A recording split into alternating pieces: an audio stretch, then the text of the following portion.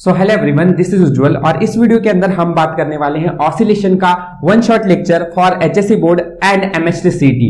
सारे कंसेप्ट को हम पूरी तरह से कवर करेंगे।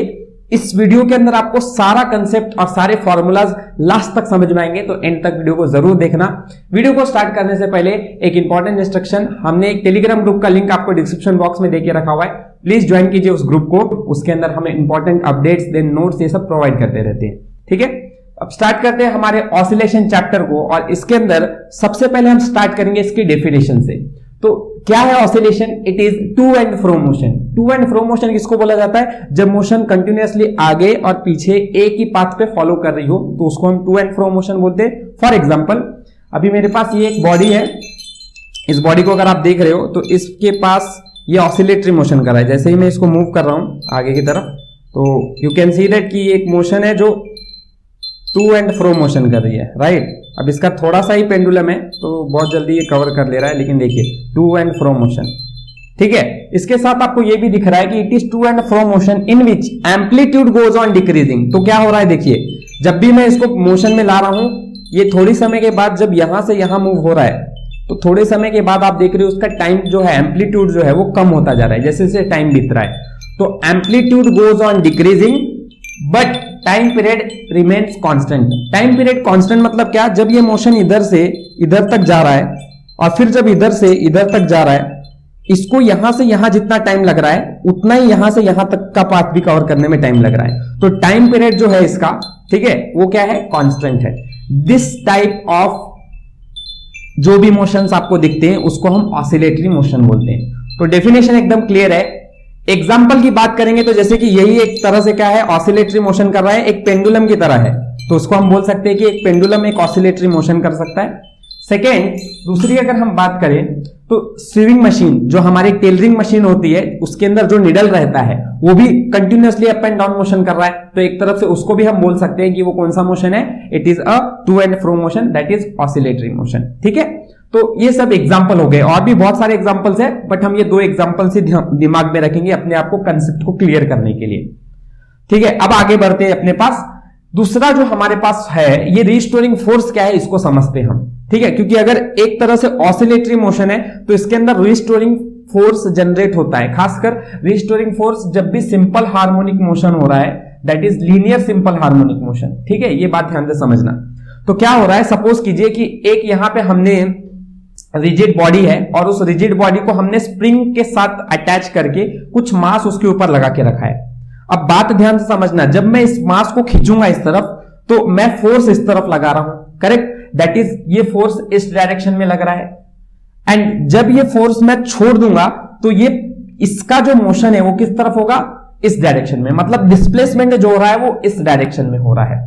दैट मीन्स अगर मुझे रिस्टोरिंग फोर्स, क्या है, रिस्टोरिंग फोर्स का फॉर्मूला लिखना होगा तो it is called F is equal to, F is directly proportional. ठीक है, पहले समझते हैं कि जो आप यहां पर फोर्स लगा रहे हो उसके ऊपर डिस्प्लेसमेंट का फर्क पड़ रहा है। कैसे? कि जितना आप जोर से खींचोगे उतना इसका डिस्प्लेसमेंट ज्यादा होगा, वो भी इस डायरेक्शन में, राइट। तो force is directly proportional to displacement. But समझने वाली बात यह है कि फोर्स इज इक्वल्स टू, ठीक है, जब आप इस तरफ फोर्स लगा रहे हो तो डिस्प्लेसमेंट इस तरफ हो रहा है, मतलब फोर्स एंड डिस्प्लेसमेंट का डायरेक्शन अपोजिट है। That means I can right minus x. ठीक है, अब डायरेक्टली प्रोपोर्शनल साइन है तो क्या होने वाला है यहां पे, उसको प्रोपोर्शनलिटी कांस्टेंट रिप्लेस कर देगा, which is called K, and this K is known as force constant. ठीक है, इसको कहीं लिख लो नीचे आप बुक्स में कि एफ जो है वो रिस्टोरिंग फोर्स है, एक्स जो है वो डिस्प्लेसमेंट है, और के जो है ये क्या है, अपना फोर्स कांस्टेंट है। ठीक है, अब और ये माइनस साइन क्या बताने की कोशिश कर रहा है, ये भी लिख लो कि फोर्स और डिस्प्लेसमेंट जो है वो अपोजिट डायरेक्शन में है। ठीक है, इन सारी बातों का ध्यान रहना चाहिए। ओके, आगे बढ़ते हैं। अब इसके बाद हमारे relation between angular velocity and force constant, ये इधर से ही कंटिन्यू मूव पार्ट है। ठीक है, क्या है यहां पे जो हमें ये फोर्स कांस्टेंट मिला है, इसका रिलेशन हमारे एंगुलर वेलोसिटी के साथ कैसा होगा ये हमें निकालना। क्यों निकालना है इसको? क्योंकि देखो बात समझना, फोर्स कांस्टेंट जो है, ये फोर्स जितना भी कांस्टेंट फोर्स लग रहा है उसका रिलेशन अगर एंगुलर वेलोसिटी, मतलब जब भी ऑब्जेक्ट रोटेट कर रहा होगा, सर्कुलर मोशन कर रहा होगा, तो उसका रिलेशन हमें पता होना चाहिए। सो आगे ये चीजें बहुत सारी यूजफुल होने वाली है, तो उसका फॉर्मूला मैं आपको बता देता हूं कि k is equal to M omega square होता है। मतलब k और ओमेगा एंगुलर वेलोसिटी ये डायरेक्टली प्रोपोर्शनल है, लेकिन k और ओमेगा स्क्वायर है, ठीक है। दैट मीन्स अगर मुझे इस फॉर्मूले को ओमेगा के टर्म्स में लिखना होगा तो I can write as k upon m, बराबर है, m इधर आ जाएगा और ये स्क्वायर जो है उसको स्क्वायर रूट में ले जाएगा। तो ये फॉर्मूला और वो ऊपर वाला फॉर्मूला, ये दोनों फॉर्मूला को आपको ध्यान में रखना है। This is the relation between angular velocity and force constant, ठीक है। आगे चलते हैं, अब हमें डिस्कस क्या करना है, तो हमें टाइम पीरियड हमें डिफरेंट पेंडुलम्स के कंसिडर करने हैं, ठीक है, जो कि इस चैप्टर के अंदर ज्यादातर देखने को मिलता है। अब पहला जो है वो है time period of simple pendulum. Simple pendulum मतलब कैसा कि एकदम जो अभी आपने एग्जांपल देखा कि टू एंड फ्रो मोशन हो रहा है, तो वहां पेंडुलम जो है वो एक तरह का सिंपल पेंडुलम है, ओके। अब बात समझो, इसका फॉर्मूला क्या होता है, time period of simple pendulum is equal to T is equal to 2 pi under root L by g, ठीक है। ये एक फॉर्मूला है अपने पास, तो ये फॉर्मूला आपको याद रखना है कि टाइम पीरियड सिंपल पेंडुलम का ये nothing but T is equal to 2 pi under root L by g होता है। मतलब आपको समझ में आना चाहिए टाइम पीरियड किससे प्रोपोर्शनल है, directly proportional to root L. किससे प्रोपोर्शनल है, रूट एल से। मतलब अगर लेंथ बढ़ाते जाओगे तो उसका प्रोपोर्शनलिटी रूट के हिसाब से टाइम पीरियड बढ़ेगा, और ग्रेविटी और टाइम पीरियड के बीच में इनवर्स रिलेशन है, ओके। इसके ऊपर सवाल आपको एग्जाम्स में देखने को मिल सकते हैं। एक और सवाल जिसपे आपको क्वेश्चंस मिल सकता है कि टाइम पीरियड के बेसिस पे फ्रीक्वेंसी का फॉर्मूला क्या होगा। तो टाइम पीरियड आपको पता है, अगर कोई आपको पूछेगा रिलेशन टाइम पीरियड और फ्रीक्वेंसी के बीच में, तो दोनों इनवर्सली रिलेटेड है। कैसे है, इनवर्सली रिलेटेड है। तो अगर मैं फ्रीक्वेंसी का फॉर्मूला लिखूंगा तो मेरा फॉर्मूला बन जाएगा 1/2 पाई अंडर रूट जी अपॉन एल। बात समझ में आ रही है। सो ये फॉर्मूला और ये फॉर्मूला, ये दोनों फॉर्मूला को आपको कंसिडर दिमाग में रखना है। चलिए, ये बात अगर क्लियर हो गई है तो हम बात करते हैं इसके बाद एक और पेंडुलम होता है जो कि स्प्रिंग पेंडुलम होता है। अब स्प्रिंग के अंदर कैसा रहता है कि वो पेंडुलम स्प्रिंग मोशन की, जैसे आप लोग मोशंस हो रहे रहते हैं उस तरह से रहता है। तो इसका कैसे है कि बहुत लोग है ना, स्प्रिंग पेंडुलम कहां से आया, कैसे आया, ये फॉर्मूला ये क्लियर नहीं रहता। पहले तो इसका फॉर्मूला देख लो क्या होता है स्प्रिंग पेंडुलम का। T is equal to 2 pi under root M upon K. क्या होता है, एम अपॉन के। ये क्या है, मास है, और के क्या है, फोर्स कांस्टेंट है। अच्छा, ये फॉर्मूला आया कैसे। अब सिंपल पेंडुलम का फॉर्मूला ये लेंथ और ग्रेविटी के ऊपर डिपेंड कर रहा है, पर स्प्रिंग पेंडुलम का किस पे डिपेंड कर रहा है, T is equal to 2 pi under root M by K. ऐसे आप लिख सकते हो। तो ये दोनों फॉर्मूलाज आपको ध्यान में रहना चाहिए। रिक्वायरमेंट जिसकी जब होगी तब आप उसको इस्तेमाल करोगे। अगला पेंडुलम है हमारा सेकेंड पेंडुलम। अब second pendulum it is just like a simple pendulum. ये एक सिंपल पेंडुलम जैसा है, बस फर्क क्या है कि सेकेंड पेंडुलम आप तब बोलने लगते हो जिसका टाइम पीरियड ओनली 2 सेकेंड्स होता है। कितना होता है, 2 सेकेंड्स होता है। तो समझते हैं इसको क्या बोला गया है। तो मैं क्या लिख रहा हूं यहां पे, t इक्वल टू 2 सेकेंड, ठीक है। तब जाके हम उसको क्या बोलेंगे, सेकेंड पेंडुलम बोलेंगे, ओके। तो अब मैं क्या करता हूं, सिंपल पेंडुलम का पहले फॉर्मूला लिख रहा हूं। वो फॉर्मूला क्या होता है, t is equal to 2 pi under root L by g होता है, ठीक है, ओके। तो t का फॉर्मूला क्या है, t क्या है, is equal to 2 second, because second pendulum है। तो t इज इक्वल टू, ये फॉर्मूला लिख सकते हैं। अब आप 2 से 2 को कैंसिल कर दोगे, ये पाई को इधर लेके आ जाओगे तो 1 अपॉन पाई हो जाएगा, और उसका स्क्वेयरिंग करोगे तो वो क्या बन जाएगा, 1 upon pi square, which will be equal to L by g. अब मुझे एल के लिए फॉर्मूला लिखना है, लेंथ ऑफ सेकेंड पेंडुलम के लिए, तो जी को इधर लेके जाता हूं तो क्या फॉर्मूला बन जाएगा, जी अपॉन पाई स्क्वेयर। अब आप सब लोगों को पता है कि एक्सेलरेशन ड्यू टू ग्रेविटी, अगर अर्थ की बात की जा रही है तो ये कितना रहता है, अप्रॉक्स 9.8, जो कि मैं 10 लेके चलता हूं, ठीक है। तो वैल्यू क्या हो जाएगी इसकी, 10 डिवाइड बाय पाई स्क्वायर की वैल्यू कितनी होती है, ऑलमोस्ट अगर पाई स्क्वायर देखा जाए तो 9.8 के पास कुछ रहता है, क्योंकि पाई की वैल्यू 3.14 है, उसका स्क्वायर कर दिया तो 9 से कुछ ऊपर वैल्यू आएगी। तो मैं इसको भी अप्रॉक्स 10 मान के चलता हूं। तो एग्जैक्टली अगर लेंथ ऑफ सेकेंड पेंडुलम कोई पूछ रहा है तो वो अप्रॉक्सली अर्थ पे 1 मीटर रहती है। कितनी रहती है, 1 मीटर। तो ये ध्यान में रखना कि लेंथ ऑफ सेकेंड पेंडुलम ये 1 मीटर है अर्थ पर। पॉइंट टू नोट, अगर आपको पूछा गया लेंथ ऑफ सेकेंड पेंडुलम, अगर ग्रेविटी नहीं है, जीरो ग्रेविटी पे, तो जीरो ग्रेविटी में मतलब जी की वैल्यू ही जीरो हो जाएगी, तो लेंथ ऑफ सेकेंड पेंडुलम कितना हो जाएगा, 0 हो जाएगा। तो ये भी बात ध्यान में रखना, एल इक्वल टू 0 मीटर कब, जब नो ग्रेविटी, नो ग्रेविटी मतलब ग्रेविटी प्रेजेंट नहीं है तब ये चीज अप्लाई होगी, राइट, ओके। अब ये सारी चीज मेरे हिसाब से आपको समझ में आ गया है। तो सिंपल पेंडुलम के बाद अब सारे कंसेप्ट हमारे पेंडुलम से रिलेटेड तो कवर हो गए हैं। अब हम आगे बढ़ते हैं कुछ इंपॉर्टेंट डेरिवेशंस इस चैप्टर के अंदर। देखो, सबसे पहले तो हमें उसके लिए क्या पता होना चाहिए कि what is differential equation of linear SHM. ठीक है, तो ये formula d2x plus dt square plus omega square x equals to 0, this is what the equation of differential equation. ठीक है, इसको हम क्या बोलते हैं? Differential equation. ठीक है, ओके। अब बात ध्यान से समझना, ये तो हमें पता चल गया कि ये हमारा डिफरेंशियल इक्वेशन है। इस बेसिस से हमें अलग अलग वैल्यूज निकालनी रहती है कि एक्सेलरेशन की वैल्यू, वेलोसिटी की वैल्यू और डिस्प्लेसमेंट की वैल्यू कितनी है। तो इस बात को समझने के लिए आप लोगों को पहले तो इसका डेरिवेशन क्लियर होना चाहिए। अब मैं डेरिवेशन की पूरी बात नहीं करते बैठूंगा इसमें। अगर आपको वो डेरिवेशन पूरा का पूरा जानना है तो डिस्क्रिप्शन बॉक्स में मैं उसका डेरिवेशन का वीडियो का लिंक मैं दे देता हूं, उस वीडियो को आप पूरा जरूर देखना। ठीक है, हम बात सिर्फ डायरेक्ट इसके वैल्यूज की करेंगे। तो ठीक है, वैल्यूज के लिए मैं क्या करता हूं, एक टेबल बनाता हूं। ठीक है, टेबल कैसे? तो हम 4 कॉलम बनाएंगे, जिसमें हमारे पास सबसे पहला कॉलम रहेगा जिसमें हम वैल्यूज देखेंगे किसकी किसकी, एक्सेलरेशन की। ठीक है, दूसरे कॉलम में हम दूसरे रो में हम वेलोसिटी और तीसरे में डिस्प्लेसमेंट। तो ऐसा कॉलम बना लो आप लोग। अब ध्यान से देखना, यहां हम जनरली टॉक करेंगे कि क्या फॉर्मूला होता है जनरली।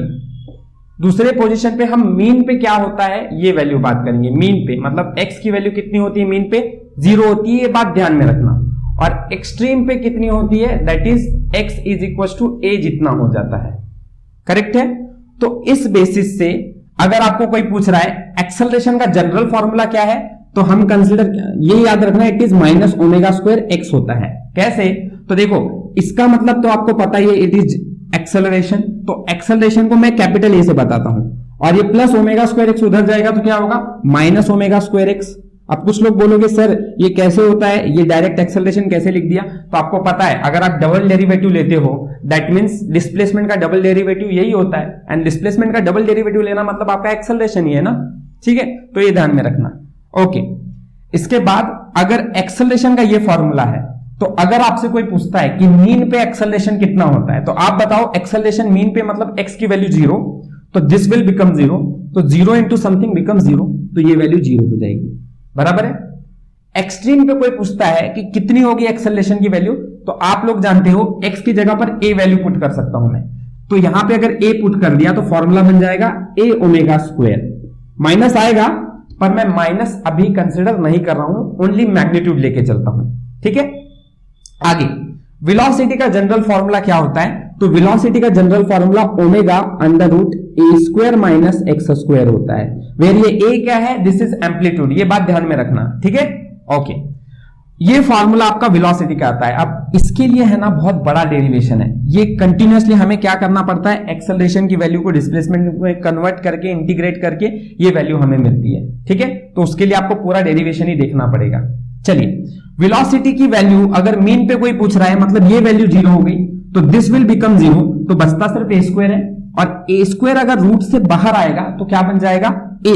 तो दैट इज आपकी वैल्यू वेलोसिटी की मीन पोजीशन पे ए ओमेगा होती है, और वेलोसिटी की वैल्यू एक्सट्रीम पोजीशन पे कितनी होगी, तो आप एक्स की जगह पर ए डालोगे तो ये ए, तो a square minus A square 0, तो 0 इंटू समथिंग बिकम 0। तो यहां आपके एक्सट्रीम पोजीशन पे आपकी वेलोसिटी की वैल्यू 0 होती है। बात याद रखना कि अगर आपसे कोई पूछेगा मैक्सिमम एक्सेलरेशन कितना होता है, तो आपको पता होना चाहिए ए ओमेगा स्क्वायर होता है। ये क्वेश्चन सीईटी में बहुत ज्यादा पूछे जाते हैं, एंड बोर्ड्स में भी इस पे न्यूमेरिकल पूछे गए, तो ध्यान रखना। और कोई पूछेगा मैक्सिमम वेलोसिटी कितनी होती है, तो वो होता है ए ओमेगा। पर ये बहुत इंपॉर्टेंट है समझना कि आपको जब मैक्सिमम वेलोसिटी और मैक्सिमम एक्सेलरेशन पूछा गया है, तभी आपको ये दोनों इस्तेमाल करना है, अदरवाइज इस्तेमाल करने की जरूरत नहीं है। इसी फॉर्मूले से आपका काम चालू करना है आपको, राइट। डिस्प्लेसमेंट का इक्वेशन देखते हैं, तो डिस्प्लेसमेंट का जनरल इक्वेशन होता है a sine omega t plus alpha. Alpha क्या है, अल्फा की जगह पर फाई भी इस्तेमाल किया जाता है, it is called as phase difference. क्या बोला जाता है, फेज डिफरेंस, या फिर आप लोग इसको इपोज भी बोलते हो। क्या बोलते हो, इपोज। ये बात दोनों ध्यान में रखना, ठीक है, कि ये अल्फा फेज डिफरेंस है या इपोज है। अब इसकी वैल्यू अगर आपको कोई मीन में पूछेगा तो ये होता है a sin ओमेगा टी, ठीक है। और अगर कोई एक्सट्रीम पे पूछेगा तो ये होता है a cos minus a cos omega T, क्योंकि साइन का डेरिवेटिव क्या हो जाता है cos, तो minus cos, I am sorry, a sin omega T ये वैल्यू कब होती है, मीन पे होती है, ठीक है। तो अगर कोई पूछेगा ये वैल्यू आपकी जनरली हो गई, तो मीन पे कितनी होगी, इसका डेरिवेटिव क्या होता है a cos ओमेगा टी, ठीक है। अल्फा को हम हटा दें क्योंकि वो फेज ही डिफरेंस है, तो वही चेंज कर रहा है इस वैल्यू को। और cos की वैल्यू क्या हो जाएगी, अगर इसका फिर से डेरिवेटिव लोगे तो एक्सट्रीम पे मिलेगा, that is minus a sin omega T, बस, तो ये वैल्यू होती है। तो ये तो वैल्यूज हो गई अपनी concept oriented from velocity, acceleration और डिस्प्लेसमेंट से। अब आपको ये समझना जरूरी है कि आप कैसे, अगर आपको एम्पलीट्यूड से रिलेटेड सवाल पूछे गए हैं तो कैसे आपको क्वेश्चंस पूछे जाते हैं, प्लस आपको कैसे इसको बोर्ड्स में प्रिपेयर रखना है। तो देखो, बोर्ड के लिए तो मैं बोलूंगा भाई इसका डेरिवेशन इंपॉर्टेंट है, पर अगर आप इसके फॉर्मूला और इसके कंसेप्ट को समझना चाहते हो तो पूरा डेरिवेशन देखने के बाद आपको ये चीज मिलती है कि एम्पलीट्यूड, रिजल्टेंट एम्पलीट्यूड का फॉर्मूला क्या होता है, a1 square plus a2 square plus 2a1 a2 cos phi1 minus phi2, ठीक है। देखो ये क्या है, दिस इज, ये एम्पलीट्यूड है, कैपिटल ए से बता रहा हूं यहां पे, ये एम्पलीट्यूड है, ये क्या है, फेज डिफरेंस है। तो ये फॉर्मूला आपको जनरली मिल जाता है आपको पूरा का पूरा रिजल्टेंट एम्पलीट्यूड का डेरिवेशन सॉल्व करने के बाद। इंटरेस्टिंग पार्ट ये है कि इस वैल्यू को अगर आपको अलग अलग फेजेस पे पूछा गया है तो कितना होता है। जैसे अगर आपको पूछा गया है phi equals to phi1 minus phi2 है, इज इक्वल्स टू, ये वैल्यू 0 हो गई है, ठीक है। तो ये जो होता है इसको हम बोलते हैं इन फेज, क्या बोलते हैं, इन फेज। अब इन फेज में अगर ये वैल्यू 0 हो गई है तो ये कितना हो गया, cos 0 हो गया। cos 0 की वैल्यू कितनी होती है, 1 होती है, तो ये वैल्यू तो वो चली गई, बचा कितना, सिर्फ इतना। तो फॉर्मूला क्या होगा, a is equal to under root of a1 square plus a2 square plus 2a1 a2, ये बचा है आपके पास, करेक्ट। अब बात ध्यान से समझना, ये formula a square plus 2ab plus b square है, दैट इज आपने फॉर्मूला अलजेब्रा में पढ़ा है, इसको आप लिख सकते हो a1 प्लस a2 का होल स्क्वायर, करेक्ट। तो आप इस स्क्वायर को और इस रूट को हटा दोगे तो फॉर्मूला बन जाएगा a1 प्लस a2। तो बात ध्यान से समझना, अगर इन फेज की बात कर रहे हैं तो आपका formula amplitude a1 plus a2 बनता है। ये बात ध्यान में रखना, ये कब पॉसिबल है, जब आपकी a1 की value is not equals to a2 है, ठीक है। अगर कोई बोले आपको कि अगर आपका a1 इक्वल्स टू a2 है, दैट मीन्स इसको आप a सपोज करो, तो भाई बताओ मुझे a1 plus a1 that is a plus a कितना हो जाएगा, 2a। तो आपका एम्पलीट्यूड का फॉर्मूला 2a हो जाता है जब आपका a का a1 और a2 की वैल्यू सेम हो जाती है तब। तो ये दोनों केसेस को याद रखो, ये केस नंबर 1 है, ये केस नंबर 2 है।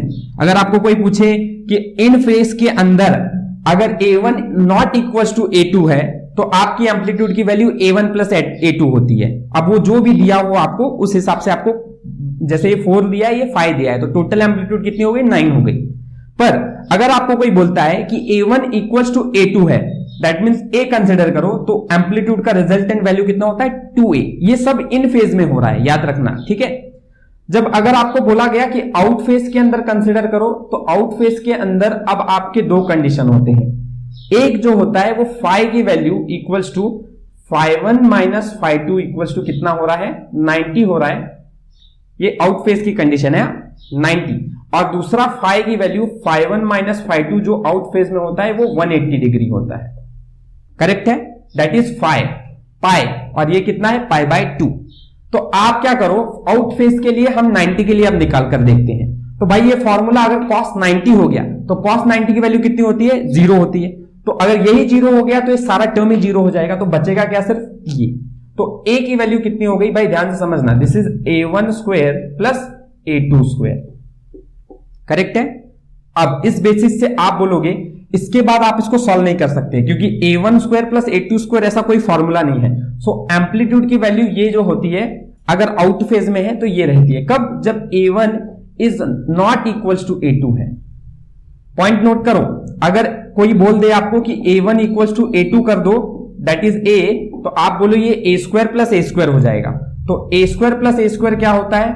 A square plus a square is nothing but under root of 2a square. That means अगर रूट से बाहर निकलेगा तो ए स्क्वायर बन जाएगा a और रूट 2 की वैल्यू, तो a इक्वल्स टू रूट 2 की वैल्यू इंटू a, और आप लोगों को पता है रूट 2 कितना होता है? Is 1.414 a। तो ये वैल्यू याद रखो। ऐसे सवाल आपको सीईटी में देखने को मिलते हैं कि एम्पलीट्यूड अगर देखो, ध्यान से समझना, अगर आउट फेज के अंदर है तो एम्पलीट्यूड की वैल्यू अगर नॉट इक्वल्स टू है तो ये रहती है, और अगर इक्वल्स टू हो गया तो ये वैल्यू होती है। तो ये दोनों को कंक्लूजन को दिमाग में अच्छे तरह से रखना है आप लोगों को। अब आता है आउट फेज के अंदर 180 डिग्री की बारी। तो cos 180 कितना होता है? दिस इज पाई के लिए, 180 के लिए, हाँ 180 के लिए डिस्कस कर रहा हूं मैं इधर। तो अगर ये वैल्यू अगर 180 है, मतलब cos 180 की वैल्यू -1 होती है, तो यहां माइनस आ जाएगा और सारा फॉर्मूला सेम रहेगा। तो अगर मैं बोलूं रिजल्टेंट फॉर्मूला क्या बन रहा है, तो आप बोलोगे a1 square plus a2 square minus 2a1 a2। अब आप ही लोग बताओ, this is a square minus 2ab plus b square, that is nothing but formula क्या होता है? a माइनस b का whole square, sorry a minus b का whole square, that is nothing but a1 minus a2।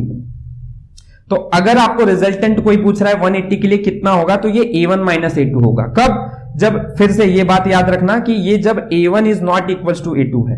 अगर a1 equals to a2 हो गया तो a भी माइनस a कितना हो गया? 0। तो तब याद रखना a 0 हो जाएगा। कब? जब a1 equals to a2 equals to a हो गया है। सो कंक्लूजन आप समझा दो इन चीजों से कि आपको कंक्लूजन में क्या याद रखना है। अगर आउट इन फेज है तो नॉट इक्वल्स टू के लिए ये वाली कंडीशन, इक्वल्स टू के लिए ये वाली कंडीशन, आउट फेज के अंदर 90 है तो इक्वल्स नॉट इक्वल्स टू के लिए ये वाली कंडीशन, इक्वल्स टू के लिए ये वाली कंडीशन, और अगर फिर से आउट फेज में है पर 180 है तो इक्वल्स टू के लिए आपकी कंडीशन ये, सॉरी नॉट इक्वल्स टू के लिए आपकी कंडीशन a1 माइनस a2 होती है और इक्वल्स टू के लिए 0 होती है। इतना कंक्लूजन आपको अच्छी तरह से पता होना चाहिए अगर आपको रिजल्टेंट एम्पलीट्यूड से ओरिएंटेड सवाल आपको क्लियर से अच्छी तरह से सॉल्व करने हैं तो, राइट। चलिए अब हम बढ़ते हैं अपने इसके लास्ट कुछ क्वेश्चंस और कंसेप्ट्स की तरफ। तो इसके बाद हम आगे बढ़ते हैं और एसएचएम के अंदर कितनी एनर्जी होती है इसके रिलेटेड आपको सवाल रहते हैं। तो उससे भी हम रिलेटेड अब आपको टेबल ही याद करवाना है, मतलब मैं बोलता हूं कि टेबल ही बहुत अच्छी तरह से आपको समझ में आ जाएगा तो पॉइंट क्लियर हो जाएगा। ठीक है, तो आप फिर से टेबल बना लो। सबसे पहला आपका कौन सा रहता है? पहले आपका जनरल फॉर्मूला, फिर आपका मीन पे और आपका एक्सट्रीम पे। ये कुछ केसेस हैं जो आपको पता होनी चाहिए। ठीक है, एक्सट्रीम पे मतलब एक्स की वैल्यू है, मीन पे मतलब एक्स की वैल्यू 0, और जनरली फॉर्मूला क्या होगा उसके लिए आपको पहले 3 वैल्यूज को बात करनी पड़ेगी। पहले पोटेंशियल एनर्जी, फिर काइनेटिक एनर्जी और फिर लास्ट में टोटल एनर्जी। ये क्या है? Energy in SHM. हेडिंग डाल लो, ये मैं क्या सिखा रहा हूं आपको? Energy in SHM. ठीक है, ये हेडिंग डाल लीजिए। चलो देखो, अगर आप जनरल फॉर्मूला देखोगे पोटेंशियल एनर्जी का, तो पोटेंशियल एनर्जी का जनरल फॉर्मूला होता है ½ k(x²). ठीक है, अब इसको कैसे डिराइव करते हैं? बड़ा कैलकुलेशन है इसके अंदर, उतना हम डीप में बात करने के लिए वन शॉट तो नहीं होने वाला है, हमें पूरा कंसेप्ट समझने के लिए टाइम लगेगा। ठीक है, तो बात ध्यान से समझना। जनरली पोटेंशियल एनर्जी ½ k(x² होती है, काइनेटिक एनर्जी ½ k(a²- x² होती है। ठीक है, अब मेरे को बात बताओ, अगर पोटेंशियल टोटल एनर्जी क्या होता है? इन दोनों का एडिशन होता है। तो आप अगर इन दोनों का एडिशन करोगे तो आपको ½ k(a², ½ k) और यहां पर ½ k, ये कॉमन निकलेगा, a² - x² में से x² का एडिशन कर रहे हो आप, तो ये और ये कट जाएगा, बचेगा क्या? सिर्फ a²। तो आपका formula kinetic total energy ½ k(a² रहती है। ये ध्यान में रखना। मीन पे अगर आप बात करोगे पोटेंशियल एनर्जी का, तो x की वैल्यू तो 0 है, तो ये वैल्यू ही 0 हो गई, तो आपका पूरा वैल्यू ही मीन पे कितना होता है? 0। और एक्सट्रीम पे बात करोगे तो यहां पर x की जगह पर a डाल दो, तो आपका फॉर्मूला ½ k(a²) बन जाता है। बात समझ में आ रही है? अगला काइनेटिक एनर्जी मीन पे कितनी होगी? तो ये वैल्यू 0 हो गई, तो सिर्फ यही बचेगा, तो आपका फॉर्मूला बनेगा ½ k(a²). और अगर आपको कोई पूछ रहा है काइनेटिक एनर्जी एक्सट्रीम पे कितनी होती है, तो इस जगह पर a डाल दो, तो a² - a² 0, तो ये पूरा टर्म ही 0, तो ये 0 हो जाता है। अब आपको कोई पूछ रहा है टोटल एनर्जी, तो मीन पे देखो भाई, 0 + ½ k² कितना होता है? ½ k(a²), और ½ k² + 0 कितना होता है? तो अगेन ½ k(a²). तो ये आपकी कंडीशंस होती है डिफरेंट पोजीशन के अंदर एनर्जीज की। ठीक है, बहुत इंपॉर्टेंट आपको नोट करने जैसा पार्ट है ये वाला कि टोटल एनर्जी देखो हर जगह पर क्या है, सेम है। मतलब आपको ये कंक्लूजन मिल सकता है कि energy remains conserved in particle moving in SHM. ठीक है, ये बात इससे पता चल रही है आपको, तो ये बात ध्यान में रखना आप लोग। और बाकी आप अलग अलग पोजीशन पे वैल्यूज को याद कर लो। आपको जब एमसीक्यूज आएंगे या आपको कोई भी क्वेश्चन आएगा तो ये सब चीजें आपको हेल्प करेंगी। ठीक है, चलिए जनरली अगर इस फॉर्मूले को देखा जाए तो मैं इसको टोटल एनर्जी को थोड़ा सा आपको सिंप्लीफाई करके दिखाता हूं। हाफ के स्क्वायर है तो हाफ के की जगह पर आप एम ओमेगा स्क्वायर ए स्क्वायर लिख सकते हो। दैट मीन्स ये एक फॉर्मूला आपको याद रहना चाहिए। साथ साथ आपको हाफ एम ओमेगा की जगह पर आप 2 पाई एन का होल स्क्वायर लिख सकते हो। ये आपने ऑसिलेशन में, सर्कुलर मोशन में ये सब में देखा हुआ है, तो यहां मैं लिख सकता हूं हाफ एम 2 का मतलब 4 का 4 pi square n square into a square. तो ये एक फॉर्मूला आपको याद रखना है। अब आप सिंप्लीफाई कर सकते हो, 2 1 जा 2 2 जा 4, तो आप सिंप्लीफाई आपके ऊपर मैं छोड़ देता हूं, वो आप कर लेंगे। और आपको पता है कि अगर फ्रीक्वेंसी और टाइम पीरियड के बीच में रिलेशन लिखना है तो मैं ऐसा लिख सकता हूं कि 1/2 m इंटू, देखो frequency is inversely proportional to time period, तो 2 पाई अपॉन ओमेगा की जगह पर 2 पाई अपॉन टी लिखोगे आप, तो 4 pi square upon t square into a square. तो ये भी एक फॉर्मूला टाइम टोटल एनर्जी का आपको पता होना चाहिए। सो टोटल आपने कितने फॉर्मूले सीखे, पहला ये फॉर्मूला, दूसरा ये फॉर्मूला और तीसरा ये फॉर्मूला। ये 3 फॉर्मूले को आप याद कर लो एज अ टोटल एनर्जी के कंसेप्ट के हिसाब से। आपको किसी से भी रिलेटेड सवाल टोटल एनर्जी का इनमें से आ सकता है, इसलिए अच्छी तरह से फॉर्मूले आपको पता होने चाहिए या डिराइव तो करना आना चाहिए। करेक्ट है। ग्राफ कहां पर है, यहां पर, तो हम एसएचएम में ग्राफ बनाते हैं मीन पोजीशन से।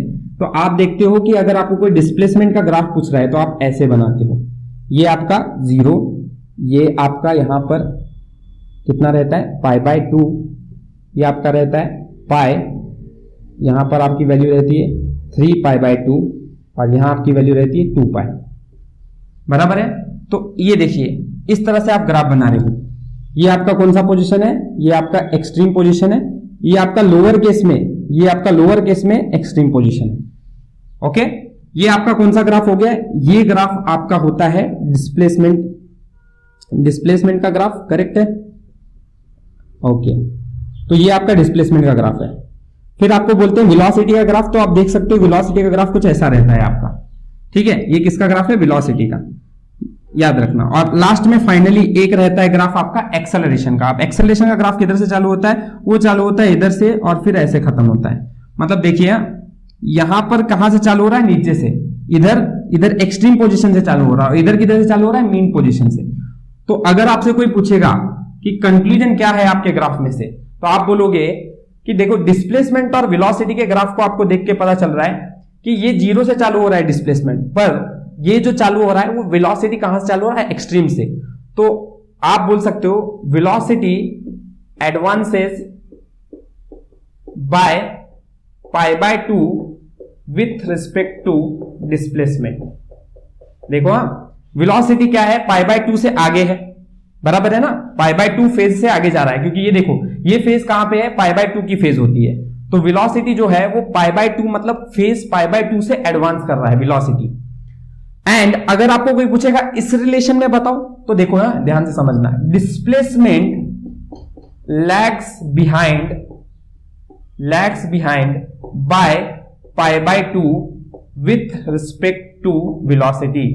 मतलब डिस्प्लेसमेंट जो है वो π/2 फेज से पीछे है, किससे, विथ रिस्पेक्ट टू वेलोसिटी से। तो ये कंक्लूजन आपको इस 2 ग्राफ से मिल गया। मुझे बताओ वेलोसिटी और एक्सेलरेशन के ग्राफ से आपको क्या पता चल रहा है। देखो वेलोसिटी किधर से चालू हुआ है, π/2 फेज से, और ये कहां से चालू हुआ है, 0 के फेज से। तो ये देखिए ये टोटली अपोजिट डायरेक्शन में वेलोसिटी के। तो आप बोल सकते हो acceleration advances by π/2 with respect to velocity. और वाइस वर्सा आप ऐसा बोल सकते हो जैसे आपने यहां बोला velocity lags behind by π/2 with respect to displacement. ठीक है, तो ये एक कंक्लूजन है, आप यहां पे लिख सकते हो, आप लिख लो खुद से। थर्ड फैक्टर, इसके और इसके बीच में क्या रिलेशन है? तो देखो भाई, ये यहां से स्टार्ट हो रहा है, ऊपर की तरफ जा रहा है, और ये यहां से स्टार्ट हो रहा है, नीचे की तरफ जा रहा है। तो आप बोल सकते हो एक्सेलरेशन, देखो टोटल मिला के ये इधर और ये नीचे की तरफ, तो एंगल कितना बन रहा है, फेज डिफरेंस कितने का बन रहा है? ये ऊपर से जा रहा है, नीचे से जा रहा है, तो 180 का फेज डिफरेंस बन रहा है।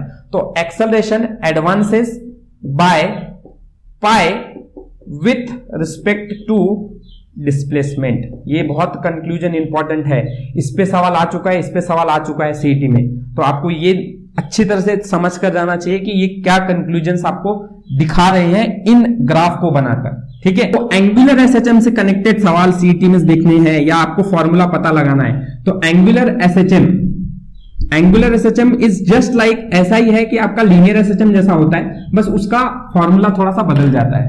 ठीक है, तो जैसे आप लोगों ने एंगुलर एसएचएम से कनेक्टेड अगर आपको कुछ नॉलेज देना है मुझे, तो मैं बताऊंगा। आपका लीनियर एसएचएम का फॉर्मूला क्या है, यहां लिखता हूं, d2x by dt² plus ω²x equals to 0। तो आप इसी बेसिस से एंगुलर एसएचएम का डिफरेंशियल इक्वेशन निकाल लो। क्या होता है, देखो आप लोगों को पता है एंगुलर में x को थीटा से बताया जाता है, क्या है, angular displacement upon dt² plus omega की जगह पर आप क्या लिखोगे, ओमेगा इज एंगुलर वेलोसिटी। तो एंगुलर वेलोसिटी वहां यहां पर क्या रहता है, यहां पे हमारे पास एंगुलर वेलोसिटी है ही नहीं, हम लिखते हैं आई अल्फा इक्वल्स टू 0। ठीक है, सॉरी आई अल्फा ने हमारा एक्सप्रेशन सी थीटा रहता है। सी क्या है, आपका प्रोपोर्शनलिटी कांस्टेंट है, क्या है, प्रोपोर्शनलिटी कांस्टेंट। तो इस वैल्यू को आप याद रख सकते हो कि ये आपका वैल्यू किसकी है, डिफरेंशियल इक्वेशन की, एंगुलर एसएचएम। ठीक है, ओके, ये हो गई एंगुलर एसएचएम की बात। किसकी बात, एंगुलर एसएचएम की। अगर आपको कोई पूछ रहा है कि मैग्नेटिक फील्ड कितनी होती है, मैग्नेटिक फील्ड या मैग्नेट के वजह से, मैग्नेटिक फोर्स के वजह से कितनी होती है टाइम पीरियड की वैल्यू, तो यहां पर टाइम पीरियड की वैल्यू मैं बता दूं, it is equal to T equal to 2 pi under root I upon mu B, I by mu B. ये फॉर्मूला याद रख लो। इस पे कभी सवाल आया नहीं है सीईटी के अंदर, ना बोर्ड्स के अंदर देखने को मिला है, बट हो सकता है पूछ ले। आई क्या है आपका, ये है मोमेंट ऑफ इनर्शिया, म्यू क्या है, मैग्नेटिक डाइपोल मोमेंट, ये लिख लो, और बी क्या है, मैग्नेटिक फील्ड। रिपीट कर देता हूं, आई मोमेंट ऑफ इनर्शिया है, mu magnetic dipole moment, B magnetic field. ये चीज की वजह से आपका टाइम पीरियड निकल सकता है, मैग्नेटिक फोर्स अगर प्रेजेंट है उसके अंदर, तो क्या है, मतलब वो पेंडुलम जो है वो एंगुलर एसएचएम कर तो रहा है पर उसके अंदर मैग्नेटिक फील्ड जनरेटेड है। कैसे, इस तरह से, ये हमारा मैग्नेटिक फील्ड लाइन है, सॉरी मैग्नेटिक फील्ड लाइन है, और यहां पे हमारे पास मैग्नेट डिफ्लेक्ट कर रहा है विथ हैविंग टॉर्क। ठीक है, तो ये फॉर्मूला आपका बन जाता है, टी क्या है, टाइम पीरियड, उसका फॉर्मूला है टाइम पीरियड का। एंड आखिरी रहता है आपका डैम्प्ड ऑसिलेशन। डैम्प्ड ऑसिलेशन पे भी बहुत कम सवाल मिले हैं। डैम्प्ड ऑसिलेशन उसको बोलते हैं जिसका जो है टाइम पीरियड डिक्रीज होता है, सॉरी एम्पलीट्यूड डिक्रीज होता है with respect to time period, मतलब एम्पलीट्यूड गोज ऑन डिक्रीजिंग। तो तुम बोलोगे सर ये तो ही सिंपल पेंडुलम है, सिंपल पेंडुलम सॉरी ऑसिलेशन भी तो यही होता है। देखो डैम्प्ड ऑसिलेशन कैसा रहता है कि उसका एम्पलीट्यूड जो है वो डिक्रीज होता जा रहा है। अब एम्पलीट्यूड डिक्रीज तो स्विंग मशीन का किधर एम्पलीट्यूड डिक्रीज होता है, बराबर है ना, उसका एम्पलीट्यूड ऐसा ही है, एक ही तरफ से है, वो सिर्फ अप एंड डाउन मोशन कर रहा है। पेंडुलम को बोल सकते हो हाँ वो डैम्प्ड ऑसिलेशन कर रहा है, तो उस तरह से जिसका एम्पलीट्यूड डिक्रीज होता है उसको हम बोलते हैं डैम्प्ड ऑसिलेशन। इसके अंदर आपको फ्रीक्वेंसी, एंगुलर फ्रीक्वेंसी का फॉर्मूला पूछा जाता है, तो ये थोड़ी सी बात ध्यान में रखो। एंगुलर फ्रीक्वेंसी का आपको कोई फॉर्मूला पूछा है तो it is under root of k/m minus b upon 2m का होल स्क्वायर। ये फॉर्मूला आपका एंगुलर फ्रीक्वेंसी का होता है। इस फॉर्मूले को आप याद रखो, इस पे एक सवाल हो सकता है कि इसका फॉर्मूला आपको पूछेंगे। ठीक है, सो इस तरह से हमने इस चैप्टर के अंदर जितने भी कंसेप्ट थे, जितने भी फॉर्मूलाज थे, सारी चीजों के बारे में डिस्कस कर लिया। If you have any doubt तो आप हमें कमेंट सेक्शन में पूछ सकते हो। I hope you have some value from this video. हम मिलते हैं अपने नेक्स्ट वीडियो के अंदर। Thank you for watching my video.